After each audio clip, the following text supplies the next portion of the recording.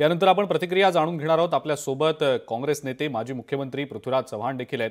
चव्हाण साहेब, आपलं स्वागत लोकशाही मराठीमध्ये। जो अहवाल हायकोर्टात अक्षय शिंदे एन्काउंटर प्रकरणामध्ये सादर करण्यात आलाय त्यात आता पोलिसांवर एफआयआर दाखल होणार असल्याचं समजतंय। त्यामुळे ज्यावेळेला एन्काउंटर झाला होता त्यावेळेला अनेकांनी आक्षेप घेतला होता की हा एन्काउंटर फेक आहे, सवाल उपस्थित केले गेले होते आणि आता हा अहवाल सादर झालाय हायकोर्टात। आपली या सगळ्या संदर्भातली काय नेमकी प्रतिक्रिया आहे? पण त्यावेळेला जेव्हा ही घटना घडली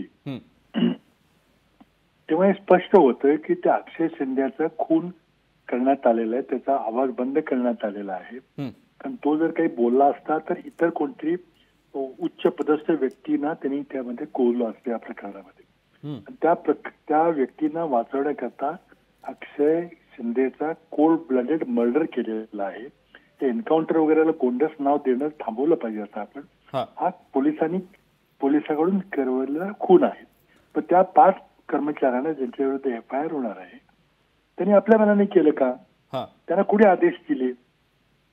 आणि त्यामुळे ज्या व्यक्तींनी आदेश दिले त्याच्या अगदी शेवटपर्यंत राजकीय नेत्यांच्या पर्यंत हे सगळं प्रकरण पोहोचतंय।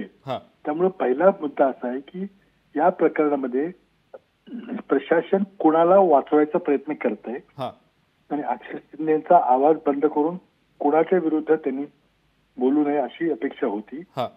त्यामुळे हे सगळं प्रकरणाचा दडपून टाकलेलं आहे। एकदा त्या अक्षय शिंदेचा खून झाल्यावर सगळं प्रकरण संपलं आता नाही। पण चव्हाण साहेब, पुढची मागणी नेमकी काय असणार आहे? कारण अनेकांनी ज्यावेळेला एन्काउंटर झाला त्यावेळेला आरोप असा केला होता स्टेट स्पॉन्सर्ड हा मर्डर आहे वगैरे, अनेक विशेषणं वापरली होती त्यावेळेला।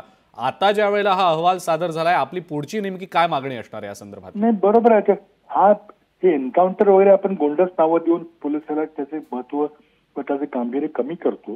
हा पूर्णपणे राजकीय खून आहे। पोलिसांनी आपल्या मनाने हा खून केलेला नाही, कुणीतरी त्यांना करायला सांगितलेला आहे, करायला लावलेला आहे। त्यामुळे पोलिसांना काही फार शिक्षा होणार नाही, कारण त्यांना प्रशासन वाचवेल, कारण कोणाच्या तरी आदेशावरून त्यांनी केलेलं आहे। खरा त्यांचा करता करवता धनी बोलवता धनी कोण आहे हे आपल्याला कळणार आहे का?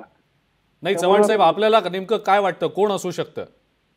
कोण असू शकते मी सांगणं, आरोप करणं बरोबर नाहीये। कोणतरी मोठे उच्च पदस्थ व्यक्ती आहेत ज्यांना वाचवण्याकरता एखाद्या व्यक्तीचा खून करण्यापर्यंत प्रशासन जातं। त्यामुळे कोणतरी सामान्य माणूस नसणार आहे, कोणतरी महत्वाचा व्यक्ती असणार आहे। हे स्पष्ट आहे। ठीक आहे चव्हाण साहेब, खूप खूप धन्यवाद। आपण लोकशाही मराठीशी बोललात, प्रतिक्रिया दिलीत त्याबद्दल। पृथ्वीराज चव्हाण देखील होते आपल्यासोबत फोन लाईनवरनं आणि त्यांनी सुद्धा या सगळ्या प्रकरणाच्या संदर्भात आता प्रतिक्रिया दिलेली आहे। लोकशाही मराठी ऐका, पहा, जागरूक रहा।